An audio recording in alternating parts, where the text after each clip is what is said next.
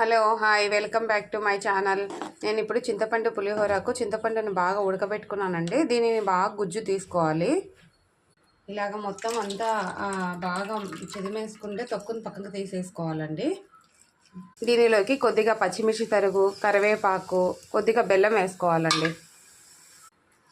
దీన్ని బాగా ఉడకబెట్టుకోవాలండి. ఇందులోనే పసుపు వేసుకుంటున్నానండి. మామూలుగా అయితే మనం రైస్లో పసుపు వేసుకొని ఉడకబెట్టుకున్నా సరిపోతుంది. ఇది బాగా మరిగించుకోవాలండి. బాగా ఉడికి చిక్కదనం వచ్చేంత వరకు మరిగించుకోవాలి. నేను అలాగే పక్కన ప్యాన్లో తాలింపుకి వచ్చేసి ప్యాన్ పెట్టేసుకున్నానండి స్టవ్ మీద. నేను ఇందులో ఆయిల్ వేసేసుకున్నానండి తాలింపుకి. ఇందులో తిరువాత గింజలు చిటపట్లాడిన తర్వాత నేను ఎండుమిర్చి అలాగే పల్లీలు శనగపప్పు వేసేసుకున్నానండి. నేను సాల్ట్ వేయడం మర్చిపోయానండి. ఇదంతా చిక్కబడిన తర్వాత తాలింపుని ఇందులో